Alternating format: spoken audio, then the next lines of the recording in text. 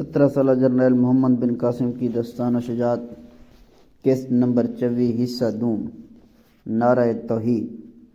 تلواریں جھک جھک کر نہایت سرعت سے اٹھ رہی تھیں، سر اور ہاتھ کٹ کٹ کر گر رہے تھے، خون بہہ رہا تھا، مردوں کے ڈھیر لگتے جاتے تھے۔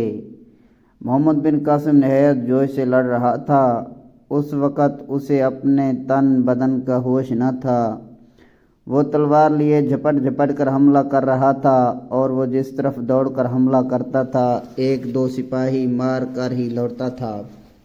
ہندو دیکھ رہے تھے کہ وہ کم سن بچہ تھا، مگر آزمودہ کار نوجوان کی طرح لڑ رہا تھا۔ نہایت جوش اور بڑی دلیری سے اس کی تلوار گویا پیغام اجل یا فرشتہ موت بن چکی تھی۔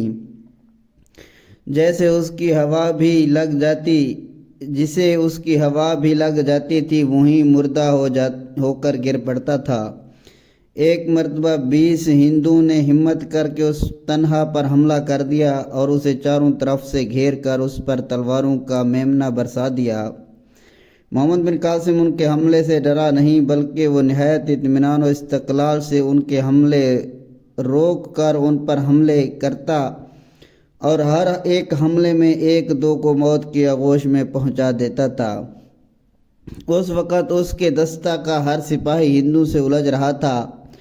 چونکہ ہندوؤں کی تعداد زیادہ تھی، اس لیے ایک مسلمان کو دوسرے کی کچھ خبر نہ تھی۔ ہر مسلمان اپنے مد مقابل سے لڑ رہا تھا۔ یہ وجہ تھی کہ محمد بن قاسم کو کمک نہ پہنچ سکی، اور وہ تنہا ہی اس قدر ہندوؤں میں گھرا ہوا تھا اور نہایت جاں بازی سے لڑ رہا تھا۔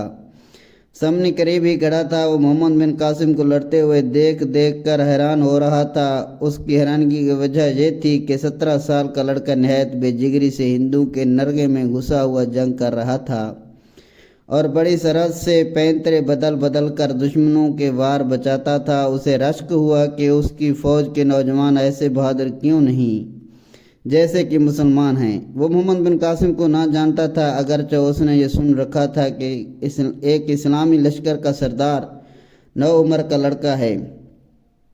وہ سمجھتا تھا کہ 25-30 برس کا نوجوان ہوگا۔ اس نے کسی سے پوچھا کہ یہ کون نوجوان ہے جو لڑ رہا ہے؟ کسی نے اسے کہہ دیا کہ یہ اسلامی لشکر کا سردار محمد بن قاسم ہے۔ یہ سنتے ہی فرط حیرت سے اس کا منہ کھلے کا کھلا ہی رہ گیا۔ کچھ وقفے کے بعد اس نے کہا، تعجب ہے، اتنی عمر کا لڑکا اور اسلامی لشکر کا سردار ہے۔ اس وقت اس کے پاس ابھی آ گیا۔ اس نے کہا، دیکھ لیجئے، یہ لڑکا ہی ہے، مگر کس جوش و خروش سے لڑ رہا ہے۔ ابھی میرے خیال میں اگر آپ اس وقت مسلمان اسیروں کو چھوڑ دیں تو شاید قلعہ بچ جائے۔ سمنی نے جوش میں آ کر کہا، قیدیوں کو چھوڑ دوں مسلمانوں سے ڈر کر؟ میں کبھی ایسی بزدلی نہیں کر سکتا۔ میں محمد بن قاسم پر حملہ کر کے اس کا خاتمہ کیے دیتا ہوں۔ یہ مرا اور مسلمان سر پر پاؤں رکھ کر بھاگے۔ ابھی نے سنجیدگی سے کہا، اس بھروسے پر نہ رہیے۔ میں نے سنا ہے کہ مسلمان سردار کی زیادہ پرواہ نہیں کرتے۔ جب ان کا کوئی افسر مارا جاتا ہے تو فوراً ہی وہ دوسرے کو منتخب کر لیتے ہیں۔ ہماری طرح نہیں ہے کہ جب سردار مر جائے تو تمام لشکر ہتھیار ڈال دے یا بھاگ جائے۔ سامنے تم ابھی دیکھ لو گے کہ محمد بن قاسم کے مارے جاتے ہی تمام مسلمان کس طرح سے پسپا ہوتے ہیں۔ ابھی مگر میں کہتا ہوں کہ آپ اس شیر پر حملہ نہ کریں۔ سامنے نے برا سا منہ بنا کر کہا، یہ شیر ممکن ہے کہ تم اسے شیر سمجھ رہے ہو، میں تو اسے گیدڑ کے برابر بھی نہیں سمجھتا۔ تم کھڑے ہوئے دیکھو، میں اسے کس قدر جلد قتل کیے دیتا ہوں۔ یہ کہتے ہی سامنے محمد بن قاسم کی طرف چلا اور ابھی وہاں سے بڑبڑاتا ہوا ہٹ کر مندر کی طرف چل دیا۔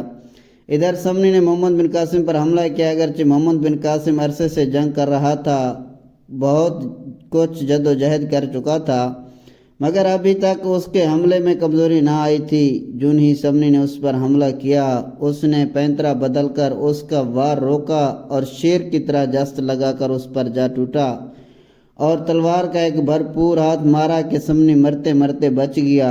سامنے نے بھی جوابی حملہ کیا۔ محمد بن قاسم نے ڈھال سامنے کر دی۔